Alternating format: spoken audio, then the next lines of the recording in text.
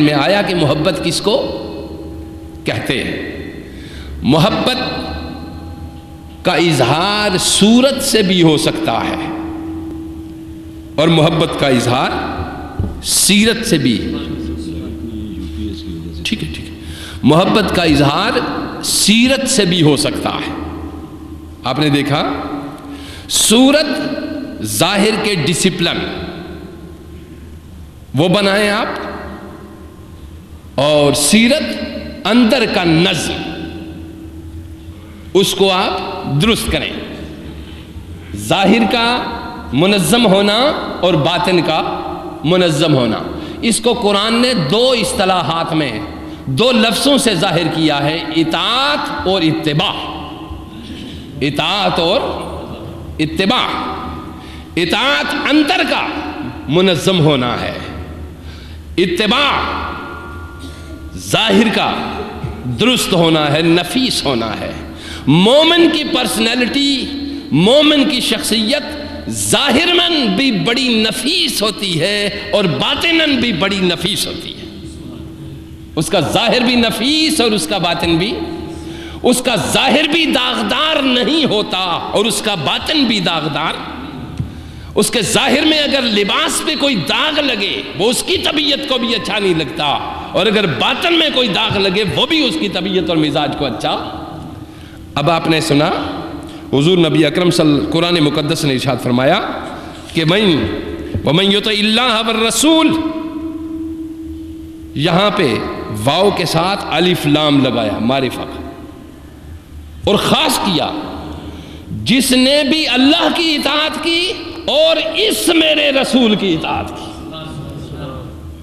جس نے الرسول خاص کر کے حبیب محمد مصطفیٰ کی طرف اشارہ فرمایا، جس نے بھی میری اطاعت کی اور اس میرے خاص حبیب کی اتباع کی۔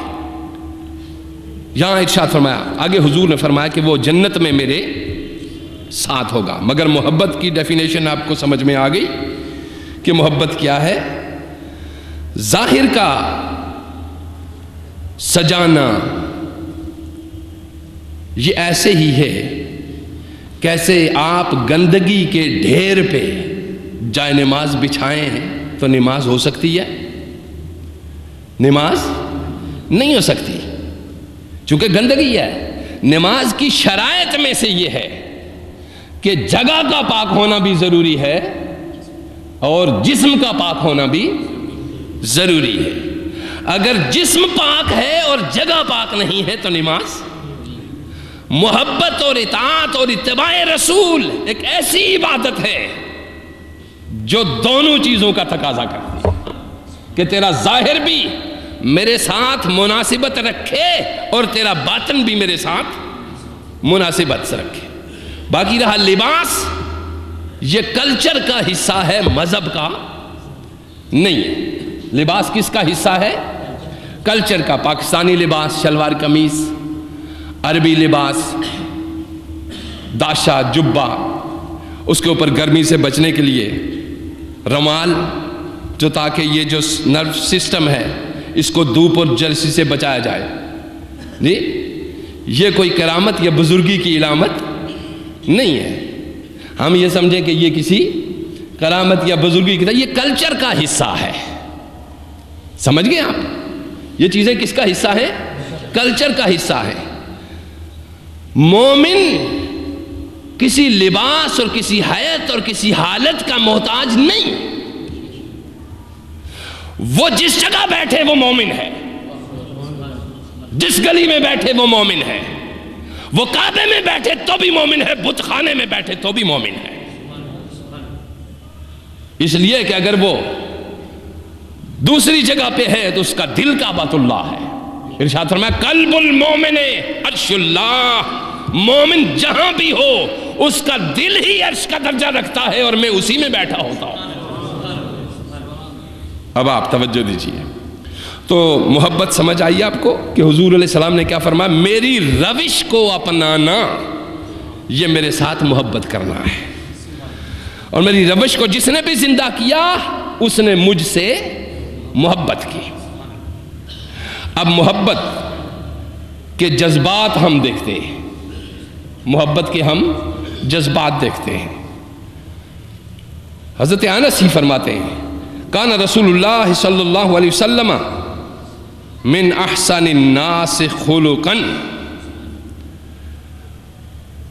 ولا مسیت خزا ولا حریرا ولا شیئا کان علین من کفی رسول اللہ صلی اللہ علیہ وسلم ولا شممت مسکا قط ولا عطرا کان اطیب من عرق النبی صلی اللہ علیہ وآلہ وسلم۔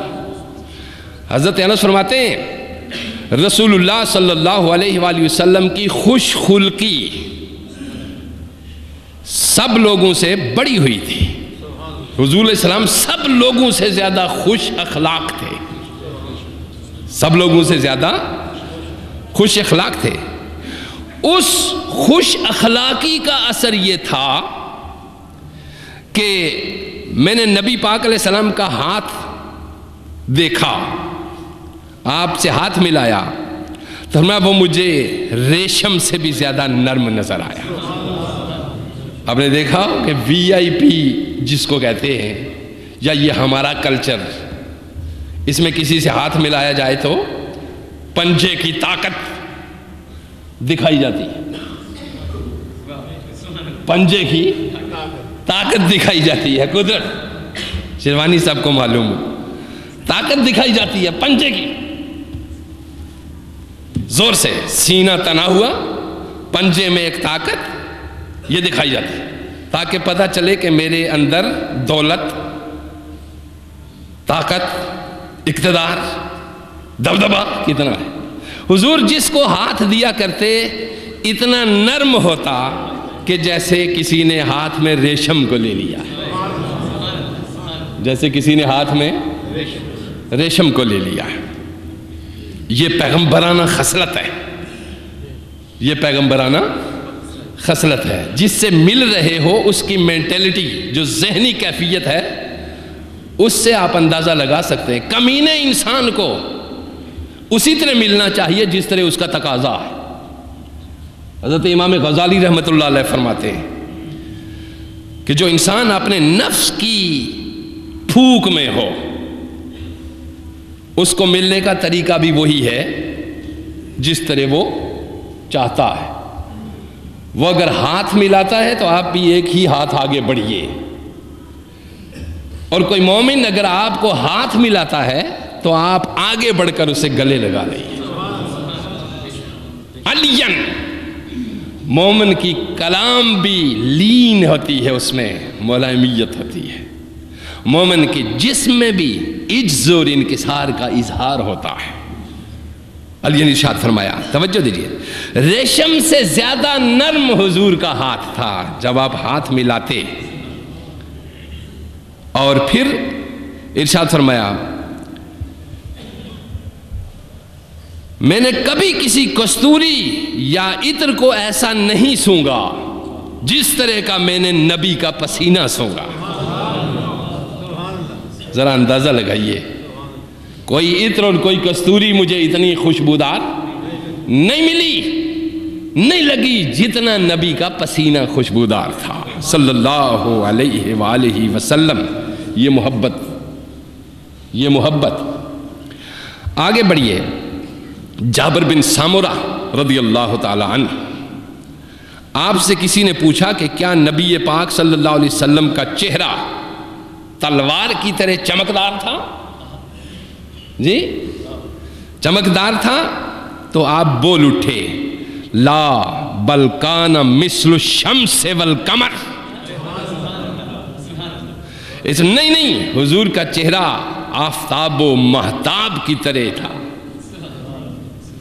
توجہ دیجیے۔ پھر حضرت انس رضی اللہ تعالیٰ عنہ اسی ارشاد فرماتے ہیں، کان رسول اللہ صلی اللہ علیہ وسلم ازہر اللون کان عرقہ اللؤلؤ۔ نبی صلی اللہ علیہ وسلم کا رنگ روشن تھا، گلاب کی طرح کھلا ہوا تھا، روشن تھا۔ آقا دو جہاں صلی اللہ علیہ وسلم کا